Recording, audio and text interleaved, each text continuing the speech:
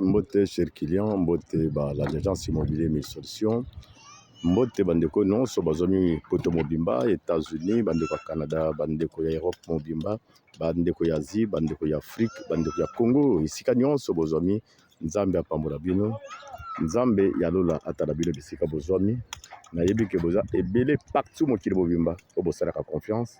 Lelo tozali mokolo ya le 3 juin 2022, nde ndeko na bino Blaise Mobadi akiti susu awa na terrain, toujours na commune Nsele, mais cette fois-ci nazali na plaza, précisément na quartier bazo benga Lagos ekanga na plaza, donc kolonga boulevard po okomawa, soki oya na moto na yo c'est 3 minutes à pamba, soki pe oya makolo pas de problème, na milieu moko résidentiel bandeko na nga, je le répète, ce n'est pas n'importe quel milieu, je dis bien eza milieu bazo benga Lagos eza ekanga na plaza, milieu courant ezali, mai ezali, courant ya baissé bozo mwana, ko benga courant ya prépayé, milieu moko résidentiel, c'est-à-dire ce que tongenda kwa ozo mona vue ya fleuve na se courant, puisque za milieu moko kitoko. Bandeko na ngai yo moto na bosenga ya kosomba lopango na vrai emplacement, tala espace mobimba yango ezali en vente, espace moko malamu, lopango eza déjà cadastré, terrain déjà cadastré, terrain na biso zo mesurer 40 mètres ya longueur sur 20 mètres ya largeur, donc lopango ebandi esika onga na telemi awa, donc bola na ndenge ndeko na zo kende wana collaborateur na nga esika ke kosuka wana de place lopango esuki. Ndeko na nga oyo ezali milieu ya tembe, je le répète, ce n'est pas n'importe quel milieu, ndenge boyebi plaza, ndenge moko peza na Lagos, milieu ya kitoko, tala esika ndeko na suki wana ezo mesurer 20 mètres ya longueur, 20 mètres ya longueur esika suki wana largeur, là maintenant longueur nango bozo mona eketi eki kosuka place nzete ya mbila wana bozo mona, voilà place nzete ya mbila wana esuki ezali 40 mètres, kuna pe eki kosuka juste mise en valeur ya moke o bozo mona na coin eza na kati ya ndako lupango wana, voilà lupango na biso eza monene, et d'ailleurs soki otali emplacement nango eza na croisement ya deux grandes avenues, oyo avenue ebimiti na balabala ya terre jaune wana, oyo susu grande avenue eke tout droit kuna, donc lupango na biso eza na croisement ya deux grandes avenues. Bandeko na ngai, ce n'est pas n'importe quel milieu, oyo eza milieu résidentiel, milieu ya bato ya minene, milieu ya bato baza na makoti na bango nde bakoti koya na esika oyo awa. Ndeko na ngai, courant stable, emplacement kitoko, vrai milieu, je le répète, ce n'est pas n'importe quel milieu. D'ailleurs bozo mona ba résidence oyo ezali awa, bozo mona quartier, bozo mona ba avenue ndenge ezali, un bon milieu moko kitoko, bozo mona partout ndenge bato batongi bandeko na bango, et les gens sont toujours en train de construire. Pourquoi? Puisque oyo ezali plaza ba benga Lagos, plaza Lagos kitoko wapi, balabala kitoko, ba avenue kitoko, courant stable, milieu résidentiel, tongi ndako na yo avec vue à fleuve bozo mona na musika yaka komona ngai na talo moko malamu osombi terrain no cadastré déjà il y a 40 mètres sur 20 mètres à largeur, nazo banango na $60,000 à discuter. Soit ce qui peut possibilité payer am sous ezali, on peut aussi morceler ce terrain, c'est-à-dire 20 sur 20, 20 sur 20, oyo ya kosomba akobima na avenue oyo koto o bandeko na bazoya, moto pe ya sima akovimbi na grande avenue bozo mona courant, donc eza na possibilité payer morcellement, puisque ezali 40 mètres sur 20 mètres ya largeur, $60,000 à discuter. Au sombi 40 mètres sur 20 mètres bien cadastré awa na quartier kitoko bazo benga Lagos. Soki pe oza na posa bakati lo kati wana ndeko kozwa 20 sur 20, 20 sur 20 na 30,000 boyokani osombi terrain na yo bien cadastré na milieu. Ndeko na ngai prix est compté selon milieu, ce n'est pas n'importe quel milieu. Quand vous regardez, vous allez constater que non, ezali milieu moko résidentiel awa ba prix ya mapango na quartier oyo na banda kwa kofutela ndenge kaka boyebi quartier 1 na njili, ndenge kaka moko pe ezali awa. Pour bande de Bélé, de guerre, Papa Blaise, c'est cher, pourquoi? Non, non, non, non, non. Valeur est là que selon quartier, puis dans le milieu, dans mon emplacement.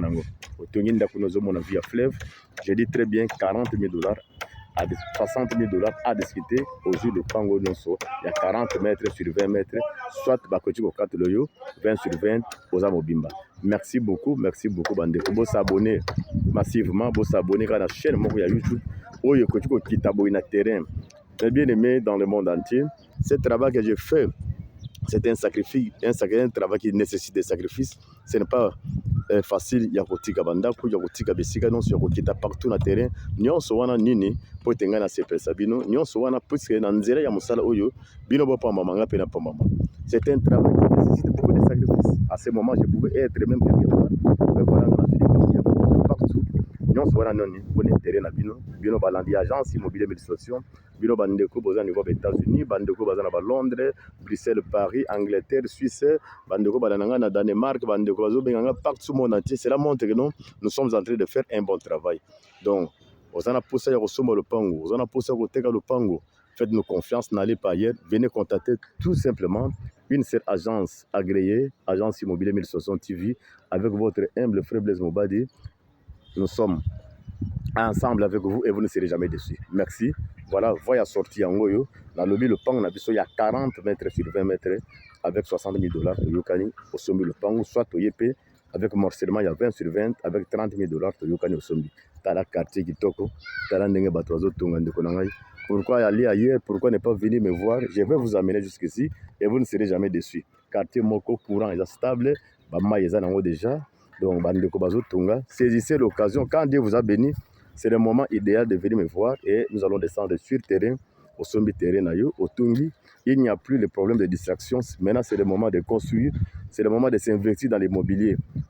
Bilamba, c'est bien. Bamituka aussi, c'est bien. Mais Mabélé, les clients sont puisque Mabélé, jamais pour la cas. Mabélé, au contraire, les hommes m'attaquent à valer de temps en temps. Merci beaucoup. Que Dieu vous bénisse richement. Et Belé, Bazolanda conseil nazo pesa bango, il m'appelle de temps en temps, puis Bazo sobo mapango. Et Belé, Bazo monango eza ba distraction, merci. Mais un jour, ça sera déjà tard quand vous allez venir, ba prier que vous allez sous ba prier Bazo soumate. Tala mboko yo tang banaka. Quartier zalaka boité, zalaka bazamba partout. Et il y a des gens même qui disent, qui critiquaient ces quartiers. Mais voilà, aujourd'hui, les gosses, un beau quartier idéal. Au Tuninda, vous ne serez jamais déçus. Mille Kitoko, Banda Kitoko, Batamine Mine Bakoti. Nzela kitoko, courant, maille stable, autour de la vie à fleuve. Voilà ce que va sortir na biso kitoko yango yo. Oye na moto kokota à l'aise, oye na moto kokota à l'aise. Peu importe quelle direction vous y a, balabala kitoko, banzela kitoko. Voilà milliers. On va bino mo bota la ba veni, bota la ndenge basali misala wa. Na simanda ko se kota le komona vie à fleuve tezo mona. Voilà voya sortir yango na balabala minene, balabala o kalamingi te bazo ko alfalte yango. Et longue banana prince que ti na cité ya Mama Olive. Bandeko nanga eketi na fleuve bota la quartier kitoko yo agence na bino zo sala musalo non sukaka pote bino bo pamba bandeko nanga. C'est un grand travail qui nécessite beaucoup de sacrifices. C'est pourquoi nous vous demandons de prier pour nous et surtout aussi de prier pour nos frères et sœurs qui souffrent au niveau de l'Est.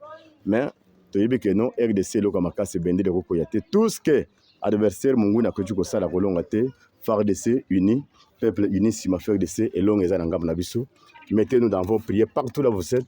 Parce que Moussalo de Sala, c'est un grand travail qui demande beaucoup de prières, beaucoup de sacrifices, mais avec Dieu, nous allons toujours vaincre. Merci.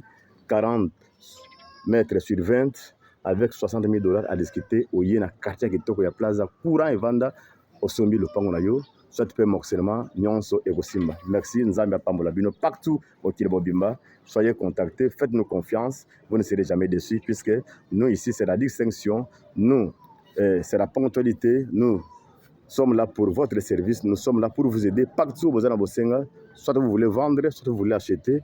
Faites-nous confiance. N'allez pas ailleurs. Contactez-moi. Vous ne serez jamais déçus. Avec mon numéro de WhatsApp, plus 243 90 191 33 41. Wana kozanga moko humble frère Blaise na communauté Nesikoyo. Nzambe apamala bino à la prochaine.